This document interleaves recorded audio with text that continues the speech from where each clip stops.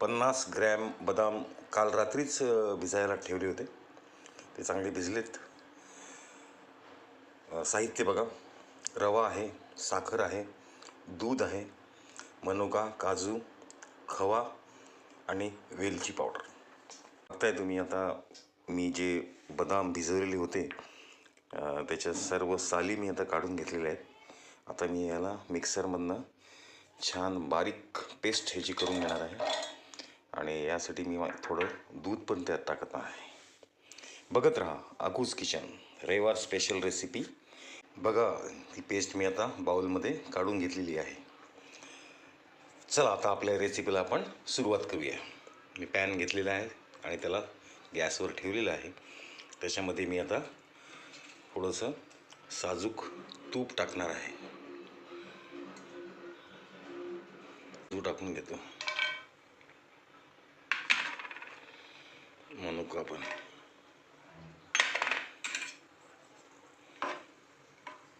चांगलं लालसर होईपर्यंत त्याला चांगलं फ्राय करून घ्यायचं आहे.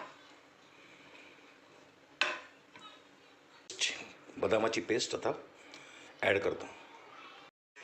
गॅस आपल्याला मंद आचेवरच ठेवायचा आहे आणि सतत ह्याला हलवत राहायचं आहे, ढवळत राहायचं आहे, म्हणजे ते खाली चिकटणार नाही.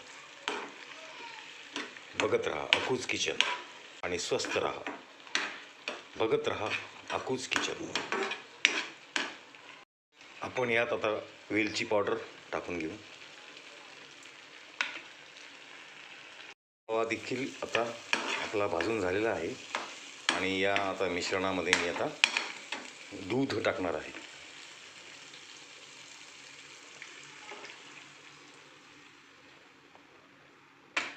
सारखं करून घ्यायचं याला. आता दुधाला उकळी आलेली आहे आणि मी याच्यामध्ये आता साखर टाकून घेतो. सारखं ढवळत राहायचं, मात्र आपल्याला थांबायचं नाही, म्हणजे ते चिकटणार नाही. बघत राहा आकूज. आता रवा याच्यात ॲड केलेला आहे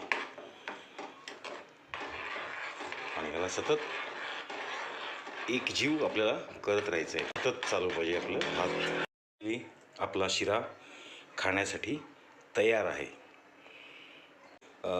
जरूर एकदा ट्राय करा, प्रयत्न करा घरी करण्याचा. आणि नसेल तर माझ्या घरी नक्की या, मी तुमची वाट पाहत आहे. धन्यवाद आणि मनपूर्वक आभार. पाहत राहा आकूज किचन.